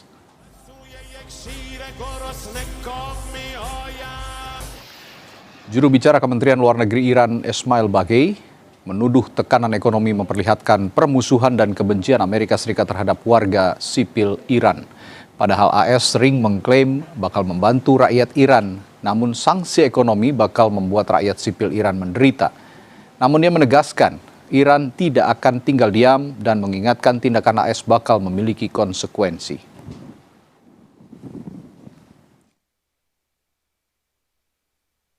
قطعاً آزمودن شیوه‌هایی که ناکامی خودش رو ثابت کرده هیچ نتیجه متفاوتی به بار نخواهد آورد، جز این که نشون میده که چه مقدار آمریکا با تک تک ایرانیان دشمنی و کینه‌توزی داره. به خاطر اینکه به خوبی میدونن اثر این تحریم ها متوجه شهروندان ایرانی است. Iran yakin ancaman sanksi ekonomi Amerika Serikat terhadap negara-negara yang bermitra dagang dengan Iran bakal gagal. Namun di sisi lain, tekanan ekonomi terasa dengan merosotnya nilai tukar rial Iran dan memicu kenaikan harga bahan pokok di Iran. Apakah sanksi akan efektif menekan Iran? Kita bahas bersama peneliti Asia Middle East Center Pizarro Ghazali dan peneliti Indo-Pacific Strategic Intelligence Aisyah Kusuma Somantri. Selamat malam Mas Pizarro, Mbak Aisyah. Selamat malam Mas Radi. Ya, saya ke Mbak Aisyah dulu. Sanksi menekan negara yang berdagang atau membantu Iran. Apakah ini akan berhasil, Mbak Aisyah? Ya, saya kira kalau kita lihat sebenarnya strateginya adalah mengisolasi Iran ya, agar Iran tidak memiliki partner dagang dengan siapapun. Nah, sebelumnya sebenarnya Amerika Serikat pernah melakukan strategi ini ketika melakukan negosiasi JCPOA di tahun 2015. Jadi butuh waktu kurang lebih 9 tahun bagi Amerika Serikat untuk melakukan pendekatan-pendekatan selain dengan negara-negara partner dari Iran, yaitu adalah Rusia dan China, juga dilakukan dengan negara-negara Uni Eropa, sehingga terdapat satu suara unilateral dari dunia internasional internasional untuk bisa menekan Iran ya, menandatangani JCPOA itu. Tetapi kita lihat di sini sebenarnya kalau sekarang dunia ini sudah berubah gitu. Kita melihat bahwa dunia ini makin interdependence ya, dan kemudian Iran ini memiliki hubungan yang cukup kuat dengan China dan kemudian Rusia. Dan kita bisa lihat sebenarnya China ini dan Rusia ya khususnya ini memiliki hubungan politik yang sangat tepat. Dibuktikan dengan bagaimana kemudian kemarin draft resolusi dari Bahrain ini sampai di double veto baik untuk China dan Rusia.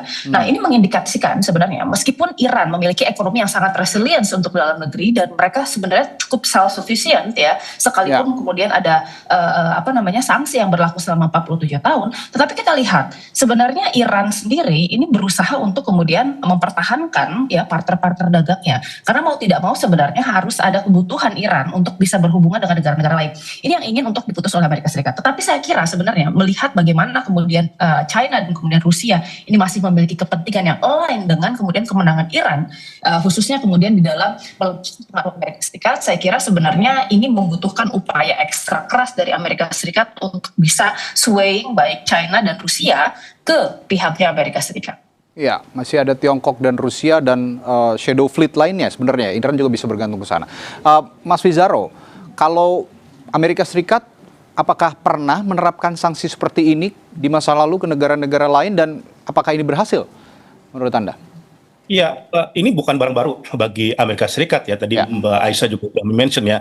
Misalkan Amerika Serikat pernah melakukan intervensi ini, tekanan ini kepada Kuba misalkan ya. Melakukan sanksi ekonomi kepada Kuba. Tapi Mas Radi menariknya, walau ini sanksi kepada Kuba itu bahkan udah di eranya Kennedy ya, sebelum hingga kemudian berlanjut kemudian. Tapi apakah ekonomi Kuba itu runtuh? Apakah dia terdampak secara signifikan? Tidak juga. Karena Kuba dia bisa melakukan aliansi atau diversifikasi ekonomi bahkan kepada negara-negara Amerika Utara lainnya seperti Kanada ya, kemudian Amerika Latin seperti Brasil gitu. Jadi ini bukan barang baru dan itu terbukti dalam konteks Kuba itu gagal. Memang terdampak ya, ada tekanan ekonomi kepada Kuba, kita tidak bisa menangkal, tetapi membuat Kuba itu kolaps, menyerah atau kemudian mengubah kiblat politik luar negerinya yang akhirnya kemudian tidak berlawan kepada Amerika Serikat itu gagal. Saya kira momentum itu harus menjadi pelajaran juga. Bukan tidak mungkin ini juga sama kasus kepada Iran kan. Karena kan Iran juga udah hampir 5 dekade diberikan sanksi, diberikan kemudian tekanan ekonomi, toh dia masih bisa survive. Bahkan bukan hanya itu, strategi itu justru akan membuat Iran semakin lebih keras sekarang dengan tindakan-tindakan seperti itu.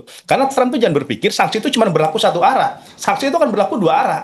Iran pasti juga akan menyasar fase-fase Amerika Serikat di negara Teluk, dan itu karena sebagai tingkat adanya tekanan dari Amerika Serikat. Begitu Mas Radi. Oke, nah Mbak Aisyah, balik lagi Mbak Aisyah.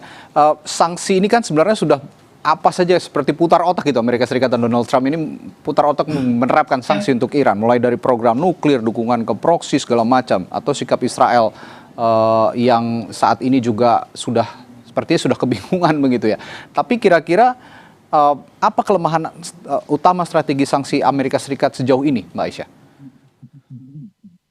Ya, kita harus pahami bahwa apa yang kemudian diterapkan oleh Amerika Serikat ke Iran kemungkinan besar ini harus akan memiliki konsekuensi strategis juga. Itu pertama kita lihat sebenarnya dari Iran itu sendiri ya. Iran ini kan cukup resilient dari ekonomi dalam negerinya. Tetapi Amerika Serikat menyadari bahwa yang diincar itu harus kemampuan Iran di dalam bertahan sebagai negara modern. Jadi tidak hanya kemudian kemampuan Iran di dalam melakukan perdagangan saja, tetapi untuk bertahan di dalam negeri sebagai negara yang bisa berfungsi dan masyarakat yang mendukung pemerintahnya. Itu yang ingin dicerabut gitu. Nah, oleh karena itu sebenarnya Amerika Serikat ini berusaha untuk membuat pemerintahnya terlihat unpopular di mata masyarakatnya. Nah, permasalahannya sekarang dalam melakukan hal tersebut gitu, Amerika Serikat juga harus mengimbanginya dengan adanya cognitive warfare gitu ya, atau kemudian perang pengaruh dan perang kemudian perebutan opini.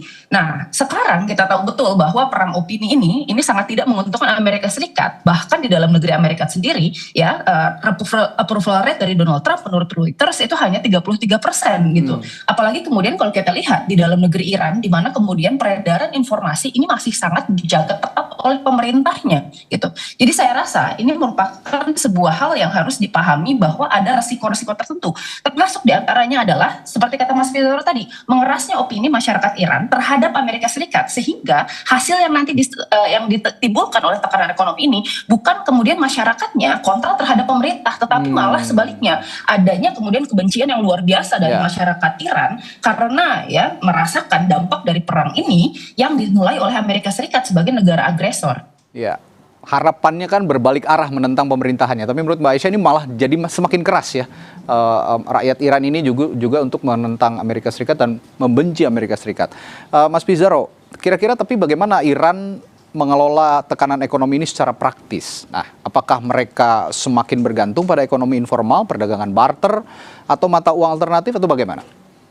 Iya, kalau kita lihat sejarah hampir 5 dekade sanksi ekonomi yang diberikan kepada Iran, Iran selalu punya cara, Mas Radi, ya, untuk mencari poros alternatif ekonomi yang lain untuk kemudian dia menghindar dari sanksi Amerika Serikat. Misalkan pertama ya, dia menyasar perusahaan-perusahaan kecil di berbagai negara. Kalau perusahaan-perusahaan besar kan mungkin dia mencoba menghindari sanksi karena takut terkena sistem sanksi ekonomi dari Amerika Serikat. Tetapi dia bisa melakukan pengembangan kepada perusahaan-perusahaan kecil di berbagai negara. Kemudian melalui negara ketiga ya, ini sering dilakukan Iran. Makanya kan gini, ada tingkat transaksi perdagangan Iran sama Uni Emirat Arab begitu tinggi. Karena apa? Karena Iran itu memakai kemudian kapal-kapal dari Oman, kapal-kapal dari Uni Emirat Arab untuk kemudian dijual. Skenario ini Mas Radi itu sama kayak Venezuela. Venezuela juga gitu. Kenapa dia disanksi sama Amerika Serikat tapi dia bisa survive? Dia juga sama, dia memakai kapal-kapal bayangan seperti itu. Kemudian transaksi melalui non dolar. Ini kan masalahnya ya memang dolar itu menguasai, tetapi kan transaksi itu tidak melulu harus melalui dolar.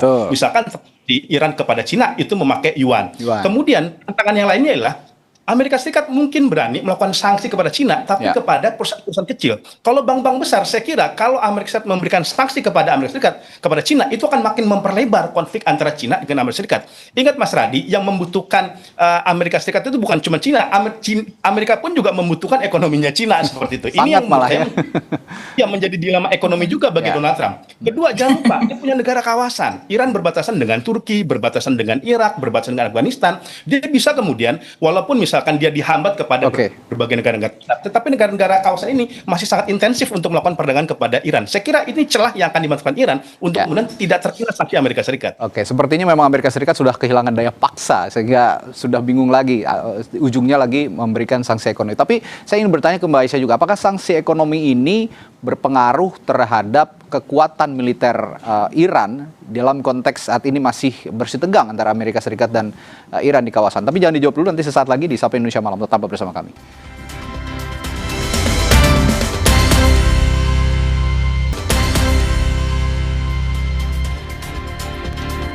Masih membahas sanksi ekonomi yang diberikan Amerika Serikat terhadap Iran. Tadi saya bertanya kepada Mbak Aisyah sebelum jeda, apakah kira-kira sanksi ekonomi yang diberikan Amerika Serikat ini bisa memengaruhi kekuatan militer Iran, Mbak Aisyah?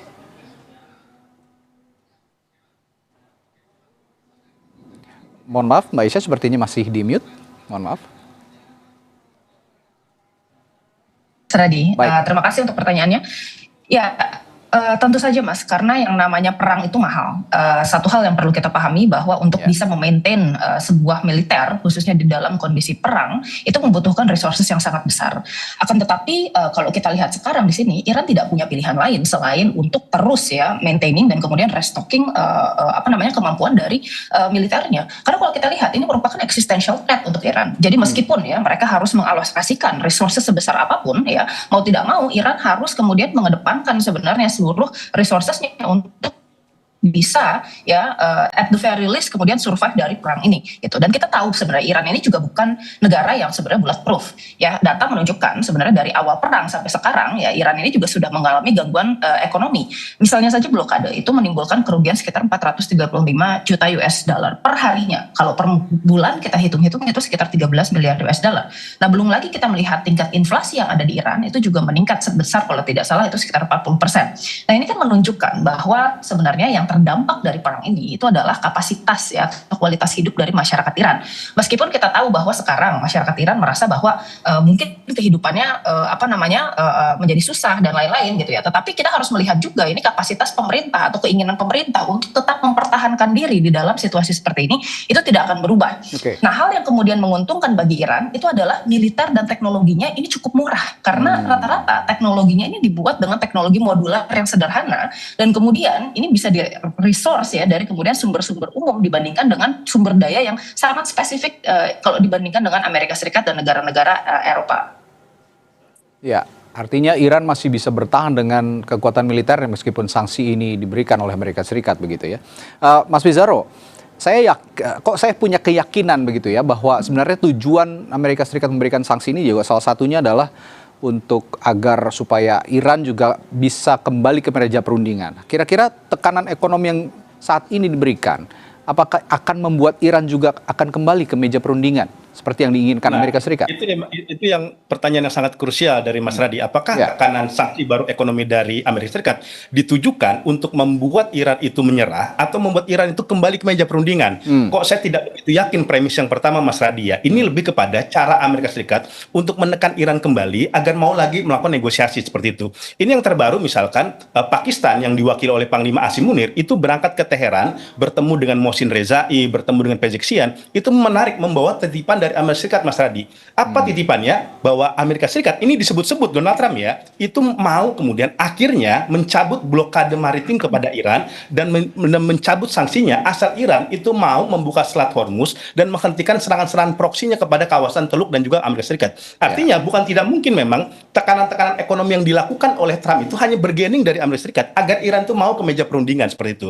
Tetapi makanya kan Iran mengatakan dialog dengan Pakistan berlangsung produktif ya. Kalau emang ini paketnya seperti ini, menurut saya ini bentuk kemudian Amerika Serikat menyerah terhadap perang kepada Iran ya, karena kan berkali-kali serangan militer, invasi itu tidak membuat Iran menyerah. Kalau memang paketnya seperti itu, saya yakin Iran tuh mau ke meja perundingan, karena kan problematika Iran ini, kenapa dia menghindari negosiasi dan kompromi? Karena dia nggak menganggap APMO yang sudah dilakukan itu ditegakkan oleh Amerika Serikat dan tidak memberikan keuntungan kepada Iran gitu. Tetapi lagi-lagi, Iran menurut saya akan sangat hati-hati ketika masuk ke meja perundingan. Apakah dia pasti akan menunggu dulu itikat baik dari Amerika Serikat, bukan hanya komitmen. Kalau yang disampaikan oleh Pakistan komitmen, Amerika katanya mau mencabut sanksi, mencabut blokade. Iran nunggu dulu apakah itu dilakukan atau tidak. Kalau tidak, kok saya melihat sekarang komposisi keamanan Iran ya, ada misalkan Mohsen Rezai, Reza Naqvi dan sebagainya. Ini kelompok-kelompok garis keras yang memang red line mereka itu memang nggak pernah mau negosiasi dan nggak mau kompromi. Karena contoh yang terbaru nih ya, Iran itu sekarang sedang mengajukan parlemennya untuk keluar dari perjanjian nuklir NPT yang ada di PBB gitu. Kan bagi Iran, ngapain kita tetap melakukan non-proliferasi nuklir, tetap ikut dalam pengawasan IAEA, kalau itu tidak menjamin kami tidak diserang oleh Amerika Serikat gitu. Makanya mereka sekarang mau keluar dari perjanjian itu gitu. Jadi Iran itu sekarang menjadi semakin keras gitu. Nah ini menurut saya ini bentuk kekalahan Donald Trump dan kemudian bentuk mereka menyerah karena problematikanya Trump sudah mau pemilu, tadi kemudian survei di Reuters sudah 33%, itu terendah sepanjang sejarah. Jika ini terus berlangsung maka bukan hanya Partai Republik yang kalah, Trump pun juga akan hanyut dalam politik Amerika Serikat. Oke, nah ini kan Amerika Serikat juga bukan hanya ke Iran, tapi mengancam juga kepada negara-negara yang bermitra dagang dengan Iran untuk diberikan sanksi jika memang masih bermitra begitu. Mbak Aisyah, kira-kira negara mana yang secara obviously resistance terhadap kebijakan Amerika Serikat terhadap Iran ini? Saya rasa sekarang kita berada di dalam dunia yang sifatnya kompleks interdependence, dalam artian tidak ada negara yang bisa berdiri sendiri gitu. Bahkan negara sebesar Amerika Serikat kalau kita lihat ya, dia juga masih memiliki hubungan yang kuat dengan negara-negara yang juga memiliki kerjasama dengan Iran. Misalnya saja kita bicara tentang hubungan Amerika Serikat dengan China. Ya, Amerika Serikat punya banyak manufacturing yang kemudian ada di China. Begitu juga sebaliknya, China memiliki kemudian banyak market di Amerika Serikat. Nah, kita lihat sebenarnya negara-negara yang sempat diancam untuk dibom oleh Donald Trump, seperti misalnya Oman, yang merupakan salah satu sekutu yang krusial bagi Amerika Serikat di kawasan Arab Teluk gitu. Saya kira sebenarnya dalam sejarah baru kali ini Presiden Amerika Serikat itu mengancam akan mengebom ya proksinya di wilayah lain. Dan saya kira sebenarnya ini merupakan sebuah tantangan juga bagi pemerintahan Amerika Serikat. Karena sepertinya Donald Trump ini ya dia mengeluarkan statement-statement yang bertolak belakang dengan apa yang dikatakan baik oleh press secretary maupun oleh wakil presidennya gitu. Dimana kemudian ya beberapa hari sebelum pernyataan itu keluar kan sebenarnya ada pernyataan terkait bagaimana pembicaraan yang kondusif ini masih dilakukan dengan partner-partner di Timur Tengah, khususnya kemudian masih ada negosiasi-negosiasi yang dikatakan oleh Iran. Baru setelah itu kemudian ada pernyataan-pernyataan kontroversial yang dilakukan oleh Trump, apakah itu terkait kemudian Selat Hormuz ya yang merupakan bagian dari Amerika Serikat, apakah itu terkait kemudian bagaimana Amerika Serikat akan mengebom Oman gitu. Jadi saya rasa sebenarnya di sini kita perlu melihat dari jarak jangka panjangnya. Tidak mungkin Amerika Serikat itu bisa secara total ya mengisolasi sebenarnya suatu negara yang pastinya ini memiliki hubungan ekonomi juga dengan Amerika Serikat. Dan sepertinya meskipun Amerika Serikat berusaha untuk mengisolasi Iran gitu, saya kira sebenarnya ini bukan opsi yang kemudian bisa dilakukan dan realistis dilakukan oleh Amerika Serikat. Oke, untuk menyimpulkan perbincangan kita malam hari ini Mas Bizarro, kira-kira jika sanksi ini gagal mengubah perilaku Iran, dalam 6 hingga 12 bulan ke depan, skenario mana yang kira-kira lebih mungkin? Sanksi AS yang semakin efektif menekan Iran atau Iran yang berhasil bertahan bahkan memperkuat ketahanan ekonominya? Kalau kita lihat situasi sekarang ya, kita lihat Iran itu masih sangat survive ya Mas Randi ya. Memang kita tidak memungkiri ada dampak, ada inflasi, ada kemudian masalah ekonomi yang signifikan. Tapi kemudian sampai membuat Iran kolaps dan memutus mereka dari rantai ekonomi global, itu kayaknya tuh enggak ya. Bahkan Galibaf itu datang ke Irak, kemudian Asim Munir datang ke Teheran, dan sebagainya. Artinya Iran tuh masih punya berbagai mitra. Dan sekarang di internal Iran ini dia punya doktrin ya, lebih baik kami mati ya bertempur ketimbang kita menyerah kepada Amerika Serikat. Saya kira ini sekarang berkembang di internal Iran yang membuat mereka tuh tidak kemudian bisa tunduk, apalagi tadi saluran-saluran ekonominya itu tidak benar-benar bisa diputus gitu. Misalkan gini, apakah berani Amerika itu memberikan sanksi yang sangat besar kepada Cina ketika Cina tetap kemudian mengimpor dari Iran? Saya kira itu menjadi isu juga. Kalau itu disanksi, tadi masalahnya Amerika itu juga butuh Cina loh, jangan Cina tidak butuh apa-apa gitu. Ini yang menurut saya akan terjadi 6-12 ke depan. Iran masih survive. Kalau untuk perang, bisa jadi kayak sekarang nih, no peace, no war gitu. Dibilang damai enggak, dibilang perang juga enggak gitu. Situasi akan ke sana, Mas Radi. Intinya pesannya dari Iran adalah, sudah surrender saja Amerika Serikat. Kita ini terlalu kuat untuk Anda. Begitu ya kira-kira. Baik. Terima kasih peneliti Asia Middle East Center Pizarro Ghazali dan peneliti Indo-Pacific Strategic Intelligence Aisyah Kusuma Sumantri yang telah hadir di Sapa Indonesia Malam. Sampai jumpa, selamat malam. Sama-sama. Terima kasih, sampai jumpa Mas Radi, Mas Pizarro. Saudara, perempuan asal India, Renu Daryal mendapatkan rekor dunia Guinness untuk kategori rambut terpanjang. Kami punya informasi unik ini setelah jeda di Sapa Indonesia Malam.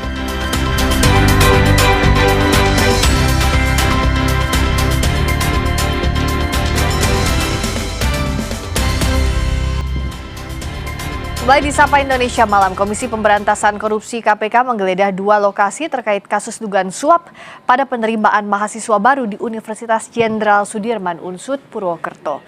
2 tempat tersebut ialah Gedung Rektorat Unsud dan rumah tersangka Mulyono yang merupakan keponakan dari Rektor Unsud Ahmad Sodik. Petugas KPK dilaporkan melakukan penggeledahan di ruang Rektor, Wakil Rektor 3 dan ruang Kepala Bagian Akademik. Selama penggeledahan, gedung rektorat mendapat penjagaan ketat dari aparat kepolisian Polresta Banyumas. Selain gedung rektorat, Komisi Anti Rasuah juga menggeledah rumah tersangka Mulyono di perumahan Pasir Luhur, Komplek Timur, Purwokerto.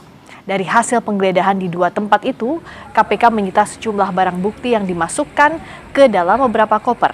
Mulyono merupakan keponakan dari Rektor Unsud Ahmad Sodik yang juga berstatus tersangka.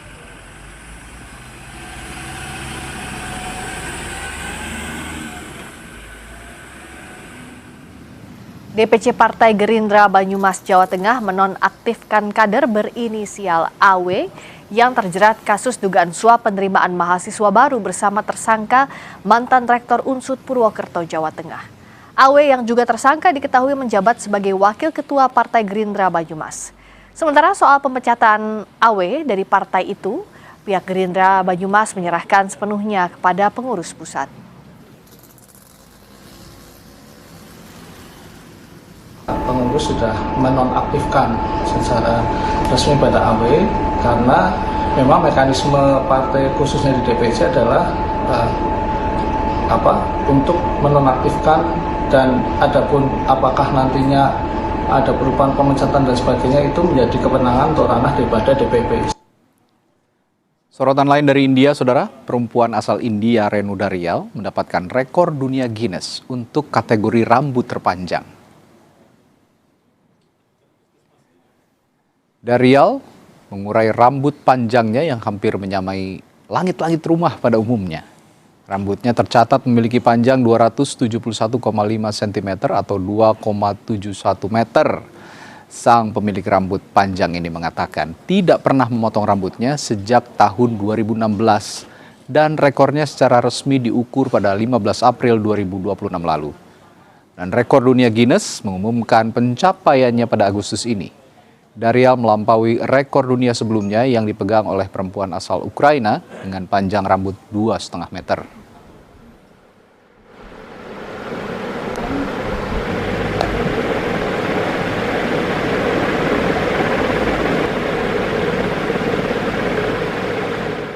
Ratusan tim dari 16 negara unjuk gigi dalam inovasi lebih dari 2.000 robot humanoid di Tiongkok.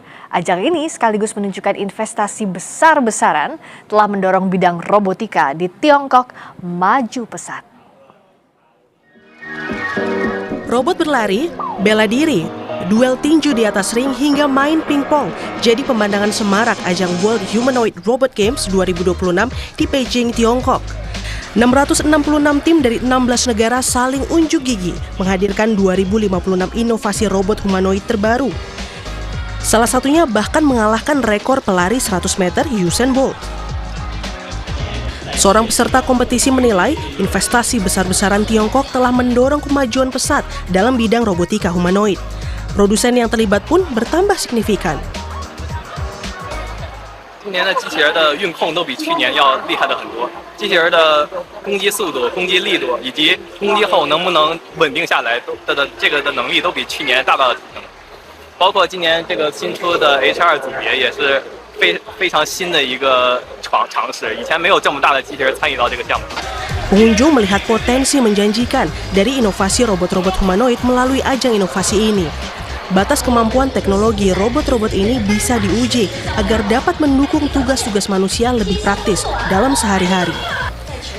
因为在我们的奥林匹克精神就是更快、更高、更强、更团结，而这几大特点其实是用在机器人的发展领域当中的话，它是一个未来应用生物化的一个前提和一个基础，它都是各个能力的一个极限值的一个展现。如果说在运动会当中我们感受到的是他们更多这种极限值的体验。 World Humanoid Robot Games 2026 ini berlangsung selama 5 hari sejak 22 Agustus 2026. Negara tirai bambu menggunakan ajang inovasi ini untuk memamerkan perkembangan pesat industri robotikanya.